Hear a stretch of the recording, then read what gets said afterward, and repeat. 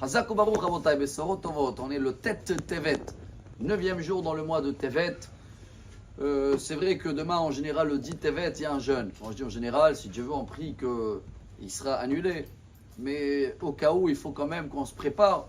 Parce que selon le prophète Yehezkel, je ne sais pas comment on dit en français, c'est pas aujourd'hui que je vais apprendre, mais dans le chapitre 24, il dit là-bas Be'etzem hayom hazeh ba melech Bavel.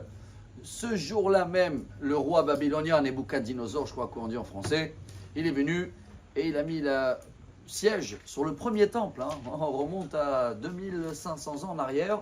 Et après ce siège-là, pendant 1 an et demi, il y a eu des guerres, il y a eu beaucoup des Juifs, pratiquement tous les Juifs qui habitaient en Israël et même autour de Jérusalem étaient exilés. Et après, les murailles de Jérusalem, ils ont été brisées, c'est le 17 Tammuz. Et après 3 semaines, le temple il a été brûlé, les deux même, le 9 Av. C'est le seul jeûne que s'il aurait tombé Shabbat, on aurait jeûné. Il y a les mêmes mots comme à Kippour, Be'etzem hayom hazeh, et dans ce jour-là même. Pourquoi il est si dur? C'est vrai que selon les horaires, vous allez me dire c'est facile, chacun connaît les règles. Le jeûne commence à partir de l'aube jusqu'à la sortie d'étoiles dans chaque endroit. Et c'est vrai que chacun qui peut jeûner et qu'il n'est pas dans la catégorie de ceux-là qui ne peuvent pas jeûner, chacun il voit, il demande à son rabbin s'il est une femme qui est enceinte, etc. et tout. Mais si on peut jeûner, on doit jeûner. Et pourquoi c'est le plus dur dans les règles que s'il aurait tombé Shabbat et des fois il tombe vendredi, en jeûne vendredi, que les autres jeûnes on peut les repousser.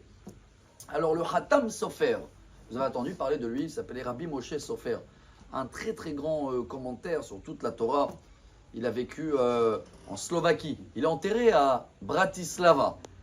Je remonte, son décès c'est 1762. Et lui il a écrit que justement, comme malheureusement quelqu'un qui était malade, imaginez-vous, il a quitté le monde et après quand toute la famille pendant la semaine de deuil, ils ont commencé à dire c'était quand le moment le plus dur. Celui-là il a dit je me rappelle tel jour, le pauvre il était déjà dans un état très grave. L'autre il dit mais non ça a commencé 2 mois avant.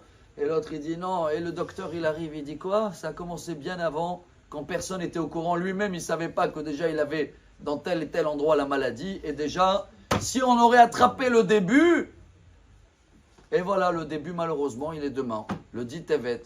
Le début qui dit le Hatam Sofer, que chaque année, le 10 Tevet, demain, ils sont réunis en haut, Dieu avec tous les anges, et ils mettent sur la balance, et ils disent, est-ce que ça y est, on mérite d'avoir Mashiach, le 3e temple? Si oui, très bien. Sinon, qu'est-ce qu'est dit le Talmud de Jérusalem? Chaque génération n'a pas eu le temple. C'est comme si que nous, on est en train encore de faire des choses qu'on ne le mérite pas. Donc tout ça va être jugé demain. Si demain, il n'y a pas le temple, le 3e, et il n'y a pas encore la paix dans le monde, Mashiach n'est pas là, on va devoir jeûner, Rabotai. Voilà pourquoi toute cette préface-là, aujourd'hui, dans le cas où on ne jeûne pas, on a réservé des bus et des avions pour tout le monde et on se donne rendez-vous directement au 3e temple. Excellente journée. Amar Rabbi Elazar.